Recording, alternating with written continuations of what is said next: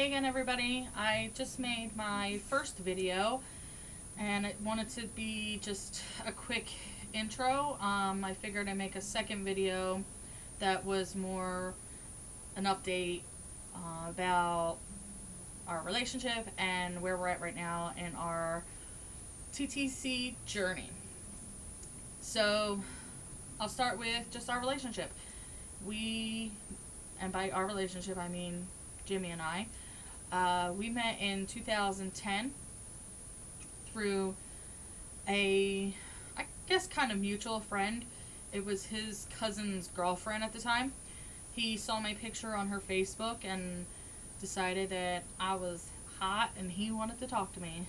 So we started talking on Facebook and I moved closer to home after that. And we started to actually date. Our relationship moved very quickly. Within 6 months, we were living together and in our own apartment. And 2 weeks after we moved into our first apartment, which was a tiny one-bedroom efficiency, we found out we were pregnant. It wasn't too much of a shock. We weren't preventing pregnancy. We weren't actively trying, but we also weren't preventing. So it was exciting. My pregnancy was a little scary in the beginning. There was some bleeding, and I wound up in the emergency room where they did an ultrasound and found out I have what's called a bicornuate uterus. For anybody that doesn't know, the typical uterus is like, I don't know if I can make it with my hands, but it's like a light bulb, right? Well, a bicornuate uterus was like this, shaped like a heart, which you would think, oh, that's kind of cute, but not really. When you have a bicornuate uterus, depending on that little dip, it could be really bad. If you have just a slight dip, then it should be fine. There should be room for a baby, but the more it dips, the harder it is for a baby to actually grow. So I did a lot of research on a bicornuate uterus, and I don't recommend doing it. At least not on the computer. I found a lot of horror stories about people who had a bicornuate uterus and couldn't get pregnant or miscarried. So I was really paranoid that I was going to wind up miscarrying or having a stillborn or something like that. After the initial emergency room visit, I had another one. I was bleeding again. They called both times a threatened miscarriage, which just means the body's bleeding. In hindsight, we learned it's from the bicornuate uterus, and it's not a big deal, really. My dip was very slight. They didn't even notice it, really. The only other problems I had was when I was giving birth to Laila. There was a lot of bleeding, and it caused her to, she actually swallowed some of my blood while I was giving birth, and it caused her to be in the NICU.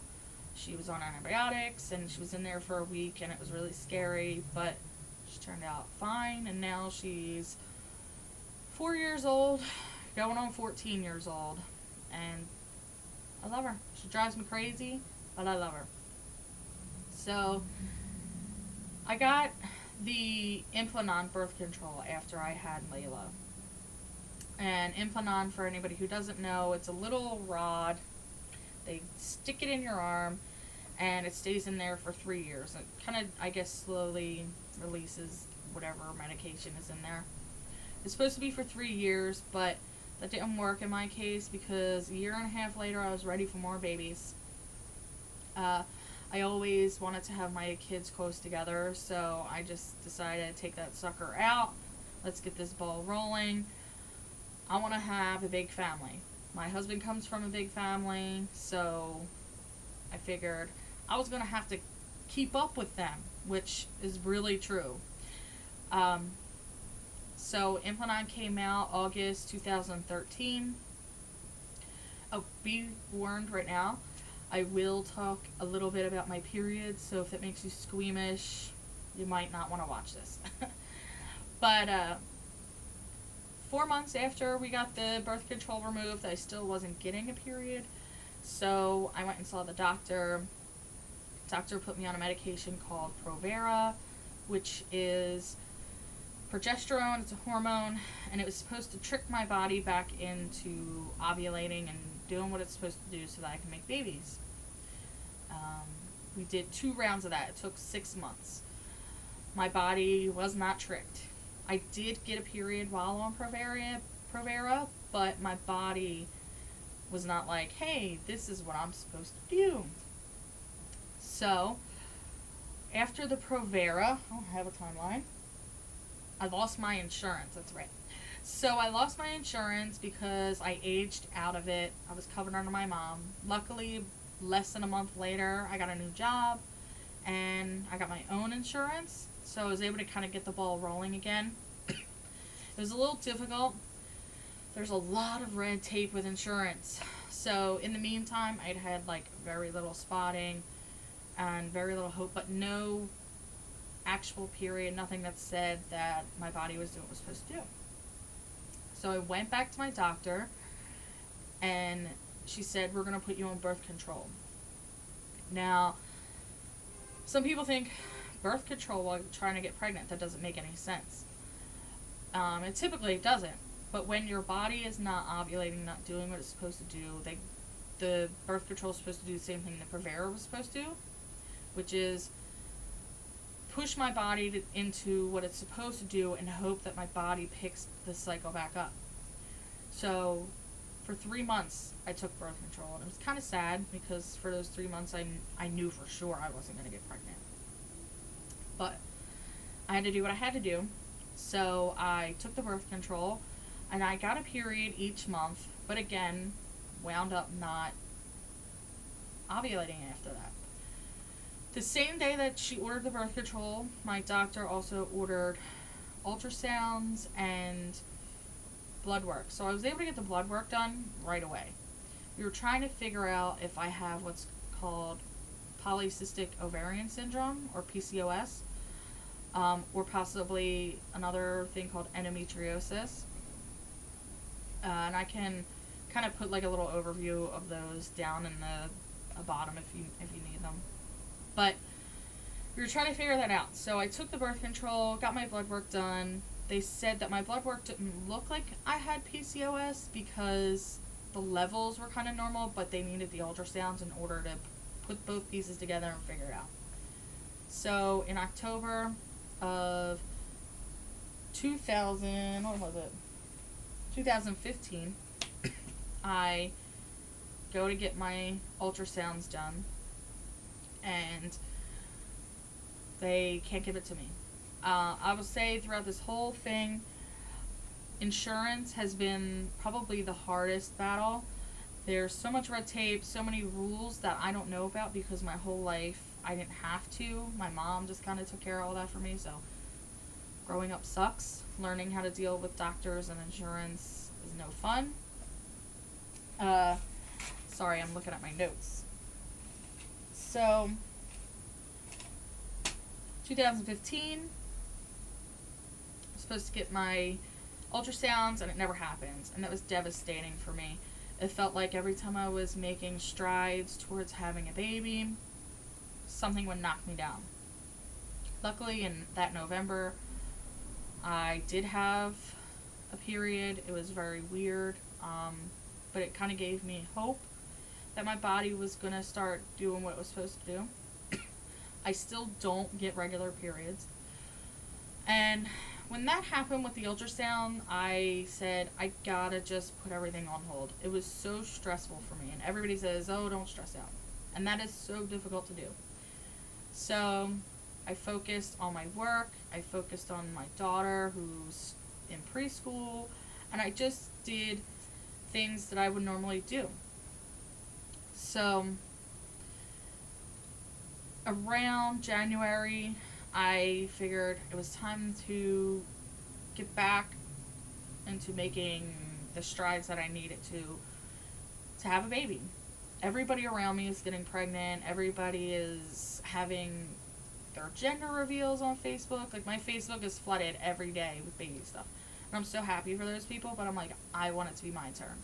So in order to do that, I have to go solve this problem and figure out what's going on. So I was finally able to get my primary care doctor that's in the network and everything done.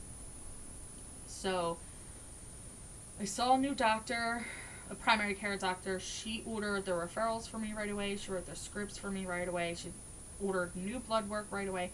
She said, we need to find out what's going on with you. We need to find out if you have PCOS.